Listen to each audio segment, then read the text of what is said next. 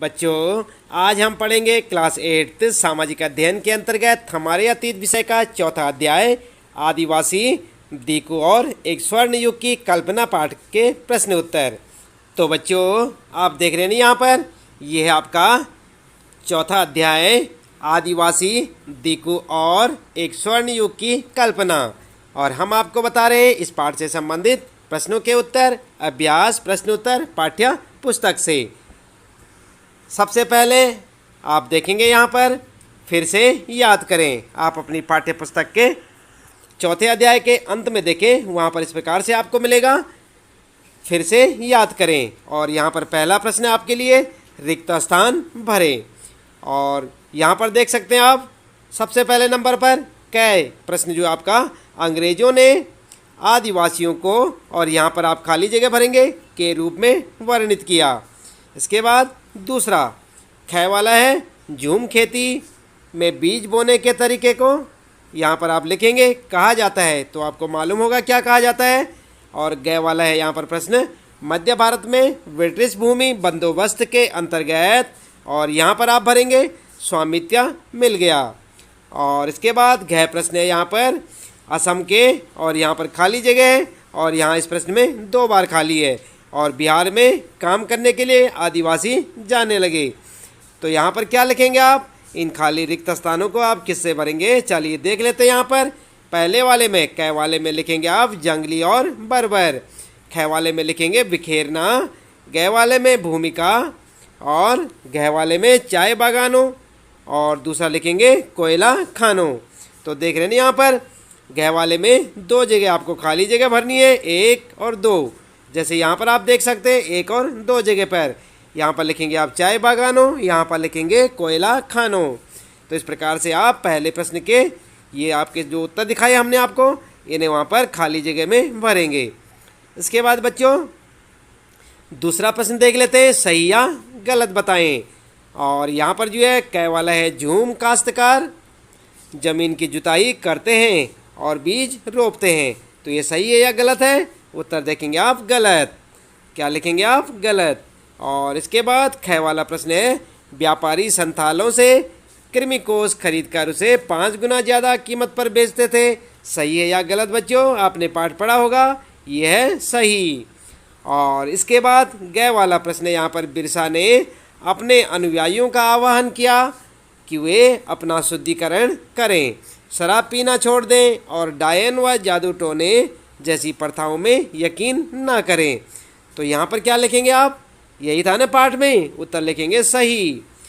और इसके बाद बच्चों घ वाले में देखेंगे, अंग्रेज आदिवासियों की जीवन पद्धति को बचाए रखना चाहते थे, उत्तर में क्या लिखेंगे, गलत। ठीक है ना बच्चों, उत्तर में लिखेंगे आप गलत। और इसके बाद यहाँ तक इस प्रश्न के उत्तर समाप्त होते हैं। यहाँ से आप देखेंगे आइए विचार करें, और आइए विचार करें में यहाँ पर तीसरा प्रश्न है आपके लिए, ध्यान दें आप। तीसरा प्रश्न है, ब्रिटिश शासन में घुमंतु काश्तकारों के सामने कौन सी समस्याएं थी, उत्तर लिखेंगे आप घुमंत काश्तकारों के सामने समस्याएं, और बताएंगे उन समस्याओं को क्या क्या थी। तो पहला पॉइंट लिखेंगे आप, अंग्रेजों ने अपने स्वार्थ के लिए घुमंतु काश्तकारों को एक जगह रहने पर मजबूर कर दिया था, इससे घुमंतु काश्तकारों की स्वतंत्रता भंग हो रही थी। दूसरा पॉइंट लिखेंगे बच्चों, घुमंतु काश्तकार जो ब्रिटिश मॉडल के अनुसार हल बैल के प्रयोग द्वारा खेती करते थे, जिससे उन्हें कठिनाई होती थी, क्योंकि उन्हें खेती से अच्छी पैदावार नहीं मिल रही थी, जिससे उन्हें लगान चुकाना मुश्किल हो रहा था।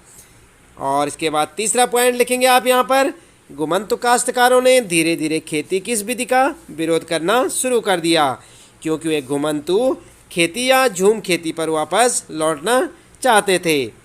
समझ गए ना बच्चों, इस प्रकार से आप इस तीसरे प्रश्न का उत्तर लिखेंगे। आप ध्यान दें बच्चों, हम आपको यहाँ पर पाठ से संबंधित प्रश्नों के उत्तर बता रहे हैं। आप इस पाठ को अपनी पाठ्य पुस्तक से पढ़ना न भूलें, इस पाठ को एक बार अवश्य पढ़ लें, ताकि आपको यहाँ पर बताए गए प्रश्नों के उत्तर अच्छे से समझ आ सकें। इसलिए आप एक बार इस पाठ को भी जरूर पढ़ें। आगे बच्चों चौथा प्रश्न है, औपनिवेशिक शासन के तहत आदिवासी मुखियाओं की ताकत में क्या बदलाव आए, उत्तर लिखेंगे आदिवासी मुखियाओं की ताकत में बदलाव और हेडिंग डाल के। और पहला पॉइंट लिखेंगे आप, आदिवासी मुखियाओं के कई प्रशासनिक अधिकार खत्म हो गए, उन्हें ब्रिटिश अधिकारियों द्वारा बनाए गए नियमों का पालन करने के लिए मजबूर किया गया। और दूसरा पॉइंट है यहाँ पर, आदिवासी मुखियाओं को जब अंग्रेज अधिकारियों को नजराना देना पड़ता था और अंग्रेजों के प्रतिनिधि के रूप में अपने समूह को अनुशासन में रखना होता था। अगला पॉइंट लिखेंगे बच्चों, आदिवासी मुखियाओं के पास जो ताकत पहले थी अब वह ताकत नहीं रही, वे परंपरागत कार्यों को करने के लिए भी लाचार हो गए। इस प्रकार से आप तीसरे प्रश्न का उत्तर लिखेंगे। इसके बाद देख लेते हैं पांचवा प्रश्न और उसका उत्तर। तो यहाँ पर देख रहे हैं बच्चों, ये है आपका पांचवा प्रश्न, दीकुओं से आदिवासियों के गुस्से के क्या कारण थे। उत्तर लिखेंगे आप, दीकू आदिवासी मिशनरी, सूदखोर, हिंदू जमींदार तथा अंग्रेज अधिकारियों को दीकू कहते हैं। समझ गए ना बच्चों आप, दीकू किसे कहते हैं, यहाँ से आप देख सकते हैं। हेडिंग डालेंगे आप दीकू और लिखेंगे आदिवासी मिशनरी, सूदखोर और हिंदू जमींदार तथा अंग्रेज अधिकारियों को दीकू कहते हैं। दीकुओं से आदिवासियों के गुस्से के क्या कारण थे, चलिए यहाँ पर हेडिंग डाल के लिखेंगे आप गुस्से के कारण। और पहला पॉइंट लिखेंगे, नंबर 1, आदिवासी दीकुओं को अपनी गरीबी तथा दयनीय अवस्था का कारण मानते थे। नंबर 2, आदिवासियों का मानना था कि कंपनी की भू राजस्व नीति उनकी पारंपरिक भूमि व्यवस्था को नष्ट कर रही थी। और तीसरा पॉइंट है बच्चों, आदिवासियों का मानना था कि हिंदू जमींदार तथा सूदखोर उनकी ज़मीन हड़पते जा रहे हैं।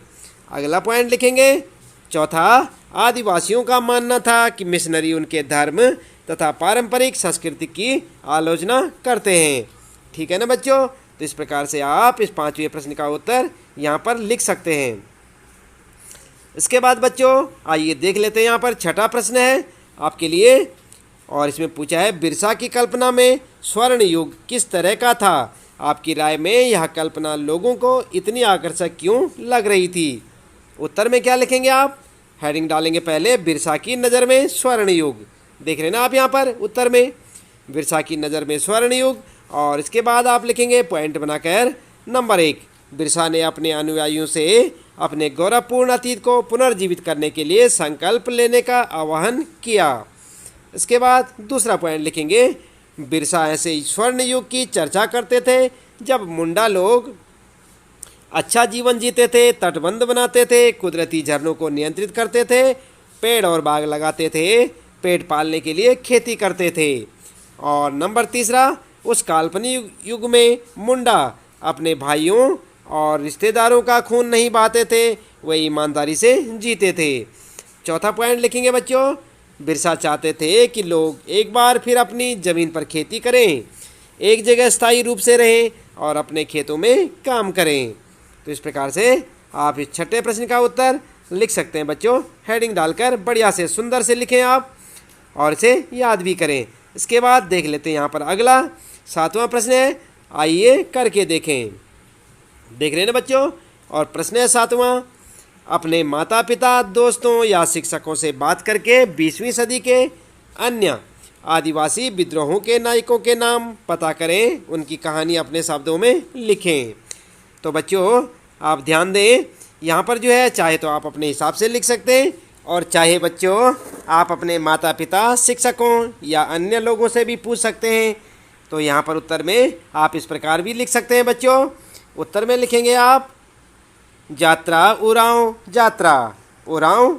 यहाँ पर आप देखें, ध्यान दें आप, यहाँ पर जो ये हेडिंग है यात्रा उरांव, क्या है ये, यात्रा उरांव, यहाँ का यहाँ पर वर्णन किया गया है, ये हेडिंग है। इसके बाद आप लिखेंगे, यात्रा उरांव झारखंड राज्य के छोटा नागपुर क्षेत्र का एक जनजातीय स्वतंत्रता सेनानी था। यहाँ पर देख रहे हैं ना आप, यात्रा उरांव झारखंड राज्य के छोटा नागपुर क्षेत्र का एक जनजातीय स्वतंत्रता सेनानी था।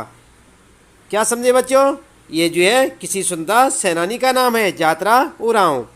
उनके नेतृत्व में 1914 से 19 के दौरान ब्रिटिश शासन के विरुद्ध आंदोलन चलाया गया। उसने उरांव लोगों के बीच फैले अंधविश्वास तथा उनके द्वारा शराब पीने की जमकर आलोचना की। उनके इस धार्मिक आंदोलन से आंदोलन ने कर नहीं आंदोलन को जन्म दिया। यात्रा ने घोषणा की कि उसके अनुयायी जमींदारों की ज़मीन नहीं जोतेंगे और कुली या मजदूर के रूप में या सरकार के लिए काम नहीं करेंगे। उसने पोहन, महतो तथा ग्राम प्रधान के पारंपरिक नेतृत्व पर भी प्रश्न उठाया। इस आंदोलन का मौलिक विचार था कि जमीन भगवान की देन है और जमीन पर जनजातीय लोगों के अधिकार में दखल देने का किसी को अधिकार नहीं है। यात्रा को उनके प्रमुख शिष्यों के साथ गिरफ्तार कर लिया गया। जेल से छूटने के बाद उसने इस आंदोलन का नेतृत्व त्याग दिया और बाद में वे गांधी जी के संपर्क में आ गए। समझ गए ना बच्चों? तो यहाँ पर किसके बारे में लिखा है? यात्रा उरांव के बारे में। इसी प्रकार से आप अपने क्षेत्र विशेष में कोई ऐसे उस टाइम के जो है कोई सेनानी रहे होंगे तो आप अपने माता पिता शिक्षकों से पूछकर उसके बारे में लिख सकते हैं। तो बच्चों, इसके साथ ही यहाँ पर इस पाठ से संबंधित प्रश्नों के उत्तर समाप्त होते हैं। तो आज के लिए इतना काफ़ी है। आपका दिन शुभ हो।